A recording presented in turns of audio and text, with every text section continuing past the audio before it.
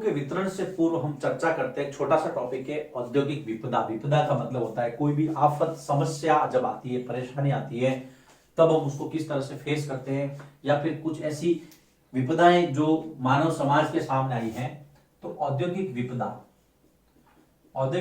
तब आती है जब उद्योग हमारे लिए समस्या का कारण बन जाते हैं, कहीं ना कहीं हमारी लापरवाही होती है, तो ये जो विकास है हमें विनाश की तरफ ले जाता है। ऐसे ही दो एग्जाम्पल दिए, शॉर्ट में हम बताएंगे। सबसे पहली है भोपाल गैस कांड। सबसे पहला एग्जाम्पल है भोपाल, मध्य प्रदेश की राजधानी भोपाल, गैस कांड। भोपाल के अंदर 3 दिसंबर 1984 को, याद रखना आप, 3 दिसंबर 1984 को मध्य रात्रि में यूनियन कार्बाइड नाम की एक इंडस्ट्री थी, यूनियन कार्बाइड संयंत्र, जो कि रासायनिक संयंत्र था। एक केमिकलाइज जो है, जो भी प्रोडक्शन होता था इसके अंदर, यूनियन कार्बाइड, उस संयंत्र में जहरीली गैस का रिसाव हुआ, और जो जहरीली गैस थी उसका नाम था मिथाइल आइसोसाइनाइड। याद रखना, हाइड्रोसाइनाइड, एक तो हाइड्रोसाइनाइड और उसके साथ में सबसे खतरनाक मिथाइल आइसोसाइनाइड गैस का रिसाव हुआ। और इस मिथाइल आइसोसाइनाइड को मिक गैस भी कहते हैं, MIC। यह रिसाव इतना खतरनाक था कि इसने हजारों लोगों की जिंदगी खत्म कर दी। 1989 के जो सरकारी आंकड़े थे उसके हिसाब से 35,598 लोग मारे गए, सरकारी आंकड़े बताते हैं। इसमें 35,598 लोग मारे गए और अनगिनत जो है वो घायल हो गए, और दूसरे जो है उनके शरीर में आज भी कई लोग ऐसे हैं जो पीढ़ी दर पीढ़ित हो गए। स्नायु तंत्र, उनका जो तंत्रिका तंत्र था वो प्रभावित हो गया, कई लोगों की आंखों की रोशनी चली गई, कई लोग जो है श्वसन तंत्र में समस्याएं आ गई, आने वाली पीढ़ियां उससे प्रभावित रही। तो ये कितना खतरनाक काम है, देख लो। दूसरा जो है 23 दिसंबर 2005 को चीन के अंदर 23 दिसंबर 2005 की घटना है, गाओकाओ। याद रखना आप, चीन के गाओकाओ में चोंगगिंग गैस कुएं में विस्फोट हुआ। गाओकाओ के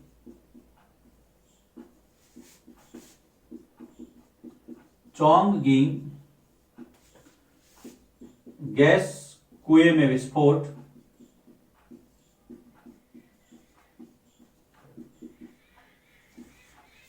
इसके अंदर विस्फोट हुआ और वहां पर कहते हैं लगभग 243 लोग मारे गए।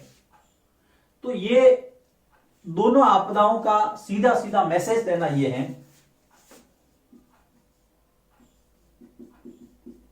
कि हमें इंडस्ट्री का उपयोग सावधानी से करना है। जो उद्योग है वो हमारे विकास के लिए विनाश का कारण नहीं बनना चाहिए। उसके लिए क्या क्या सावधानियां रखनी चाहिए, देखिए शॉर्ट में बताया है, सिलेबस में दिया है और जरूरी भी है, हमारे जीवन से जुड़ा हुआ है। बहुत सावधानी रखने की जरूरत है। क्या है? एक तो जो है उद्योगों को आवासीय क्षेत्रों से दूर स्थापित करें। सबसे पहला, उससे क्या होगा? उद्योगों को आवासीय क्षेत्रों से दूर स्थापित करें। उससे क्या होगा बेटा कि जो जनता है वो प्रभावित नहीं होगी। अगर मान लो कोई ऐसा जहरीली गैस वगैरह रिस भी जाती है तो वहां पब्लिक नहीं होगी, तो किसी के ऊपर असर नहीं पड़ेगा। आप बीच शहर में भोपाल गैस कांड जो इसलिए हुआ कि उसके ज्यादा प्रभावित क्यों हुए? क्योंकि वो जो आबादी के पास था। सिविक्स की किताब में 8वीं क्लास में बहुत अच्छा दिया हुआ है, लास्ट वाले चैप्टर में हम पढ़ेंगे भोपाल गैस कांड को पूरा डिटेल में। यूनियन कार्बाइड कौन थे, इसलिए मैंने इसके बारे में यहाँ ज्यादा चर्चा नहीं की है। यूनियन कार्बाइड, उसके बाद में ये सारा जो काम है डाउ केमिकल को दिया गया, और सुप्रीम कोर्ट ने भी इस पर हस्तक्षेप किया, बहुत सारी चीजें हैं। तो आवासीय क्षेत्रों से दूर हो, लोगों को जागरूक किया जाए, जागरूकता फैलाई जाए ना, लोगों को जागरूक भी किया जाए, लोगों को औद्योगिक विपदा के बारे में, औद्योगिक विपदा के बारे में जागरूक किया जाए, उनको बताया जाए कि इस तरह की यदि कोई प्रॉब्लम आती है तो आपको किस तरह से उनको फेस करना है। अग्निशमन, जिसको आप फायर ब्रिगेड कहते हैं, अग्निशमन है, एम्बुलेंस है, अलार्मिंग सिस्टम, ये सारे दुरुस्त किए जाए। तीसरा, अग्निशमन, जिसको आप फायर ब्रिगेड कहते हैं, जब आग लग जाती है ना, वो वाली गाड़ी आती है जो। फिर आपके एम्बुलेंस, जिसको आप रुग्ण वाहिनी कहते हैं, सरकार हॉस्पिटल के अंदर होती है, जब इमरजेंसी में एम्बुलेंस बहुत जरूरी होती है, मान लीजिए ऐसी कोई घटना हो जाए। उसके बाद में अलार्म सिस्टम, यदि कोई ऐसी घटना हो जाए तो अलार्म सिस्टम मजबूत रहे, अलार्म सिस्टम को मजबूत किया जाए। नहीं तो फिर जब जरूरत पड़ती है ना, तब कोई नहीं होता है पास में, फिर हम फोन करते हैं कि अरे अग्निशमन कहते हैं साहब गाड़ी खराब हो रखी है, एम्बुलेंस के फोन नंबर लग ही नहीं रहे, फोन ही नहीं लगा है। ये सब इमरजेंसी सर्विस, इनकी जरूरत बेटा आपातकाल में सबसे ज्यादा पड़ती है, उस समय इनकी उपयोगिता सिद्ध होती है। फिर जो इंडस्ट्री है, बार बार वहां पे चेकिंग की जाए, प्रदूषण नियंत्रण जो कार्यक्रम है या प्रदूषण नियंत्रण के उपाय हैं और उसको डेवलप किया जाए। चौथा मैं यहां लिख रहा हूं, प्रदूषण नियंत्रण को ठोस रूप से लागू किया जाए। कई बार क्या होता है, जो इंडस्ट्री वाले होते हैं वो आलसी होते हैं, लापरवाही, और ज्यादा पैसा कमाने के चक्कर में पॉल्यूशन का जो कंट्रोल है उसको भूल ही जाते हैं। तो उसका जो खामियाजा है वो समाज को और पर्यावरण को भुगतना पड़ता है।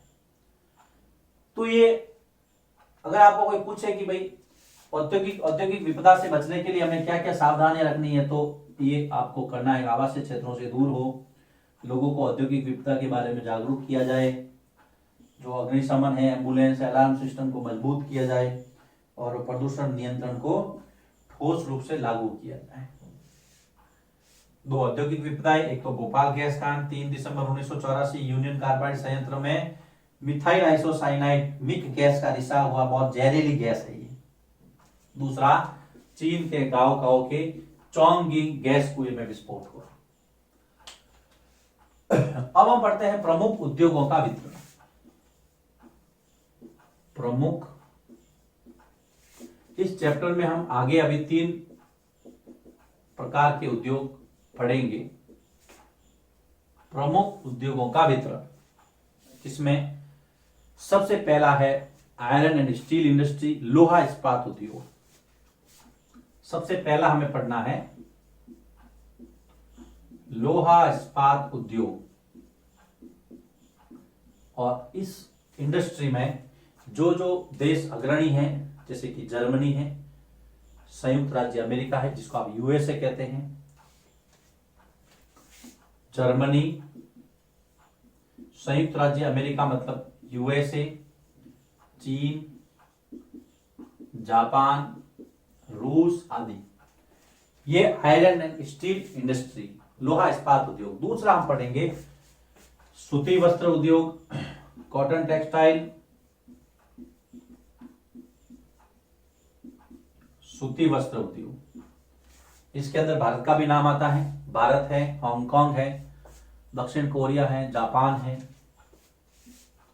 भारत, हांगकांग, दक्षिण कोरिया, जापान है, ताइवान है ना, आदि।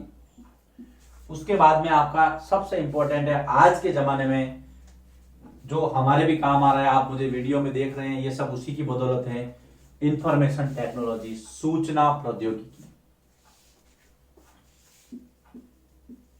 सूचना प्रौद्योगिकी, ये तीसरा जो हमें इस चैप्टर में आगे पढ़ना है, तीसरा उद्योग। इसके दो केंद्र हैं, कैलिफोर्निया यूएसए के अंदर, मध्य सेंट्रल जो कैलिफोर्निया है, मध्यवर्ती कैलिफोर्निया, मध्यवर्ती मतलब सेंट्रल, बीच वाला, मध्यवर्ती कैलिफोर्निया जो कि है संयुक्त राज्य अमेरिका में, जिसको आप यूएसए कहते हैं, और भारत का बेंगलुरु। ये दो क्षेत्रों के बारे में हम, भारत का बेंगलुरु कर्नाटक में, भारत में ये मुख्य इसके नाभिक केंद्र है, सेंट्रल पॉइंट है इंफॉर्मेशन टेक्नोलॉजी के। इसके अलावा एक कंसेप्ट दिया है सनराइज इंडस्ट्री, उभरते हुए उद्योग। प्रश्न आता है कई बार, उभरते हुए उद्योग किसे कहा जाता है? तो उभरते हुए उद्योग जिसको कहते हैं सनराइज इंडस्ट्री, याद रखना। एग्जाम में कई बार ये प्रश्न आता है, उभरते हुए उद्योग से आप क्या समझते हैं? सनराइज इंडस्ट्री, जिसमें सूचना प्रौद्योगिकी मतलब आईटी, इसमें कौन कौन से हैं? सूचना प्रौद्योगिकी, फिर है आपके स्वास्थ्य लाभ, लोगों को स्वास्थ्य के प्रति कैसे जागरूक किया जाए। आजकल एक बहुत बड़ा इंडस्ट्री, एक बहुत बड़ा उद्योग है, क्योंकि जीवन है तो सब कुछ है। आपने कई ऐसे बहुत सारे कोर्स देखे होंगे, कई लोग इसके बारे में टिप्स भी देते हैं, एक तरह इंडस्ट्री की तरह चल रहा है आजकल। तो स्वास्थ्य लाभ, स्वास्थ्य लाभ। उसके बाद में आपने देखा होगा आजकल टूरिज्म भी एक इंडस्ट्री है, जिसके अंदर हम लोगों को वेलकम करते हैं। तो सत्कार, है ना, सत्कार, और भी बहुत सारे जो नॉलेजेबल चीजें हैं, ज्ञान, ये सब